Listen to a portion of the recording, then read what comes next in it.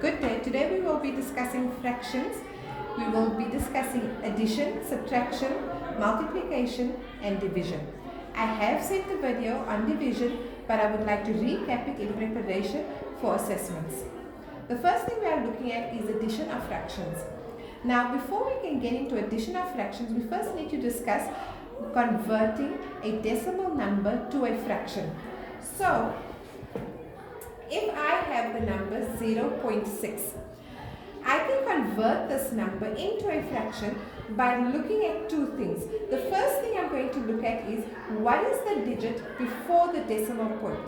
If the digit before the decimal point is 0, that means I will not have a whole number. But if it is greater than 0, then it will be a whole number.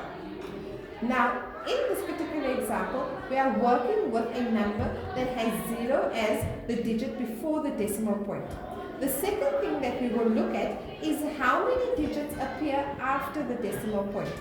Now we have one digit that appears after the decimal point, so that means it falls into the 10th column. When we have numbers that fall into the 10th column and we are converting it to a fraction, the column that it falls into, or the placement column that it falls into, will have a denominator of 10.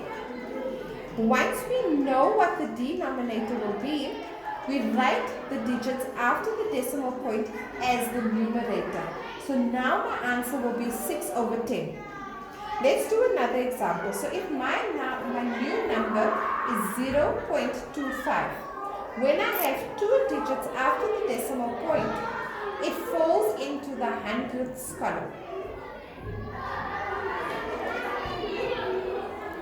When it falls into the hundredths column, that means when I convert this to a fraction, my denominator will be 100.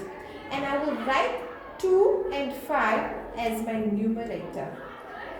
And that is how you convert decimals to fractions.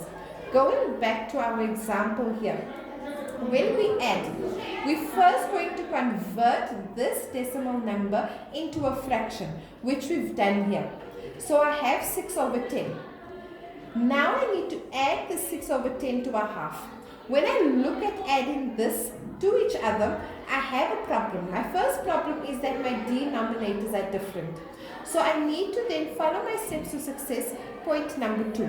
Look for the lowest common denominator.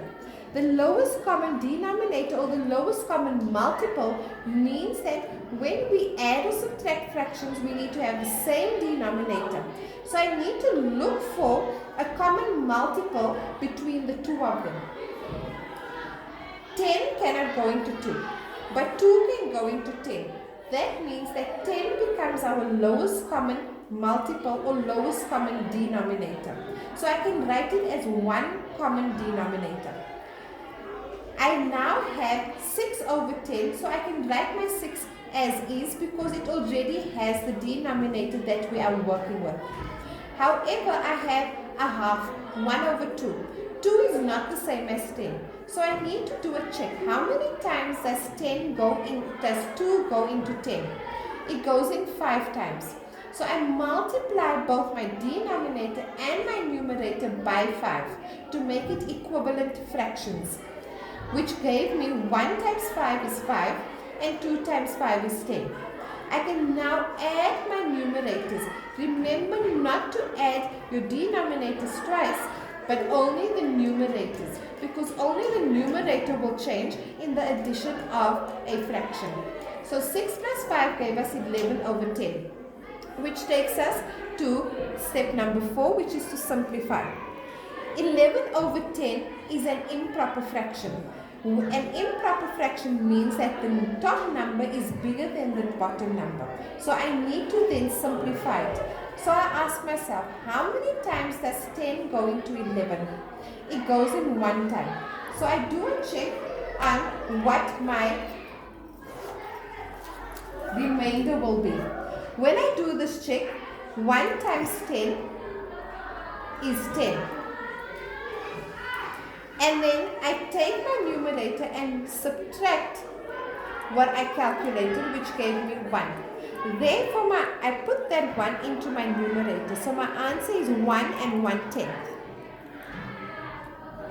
Tudo.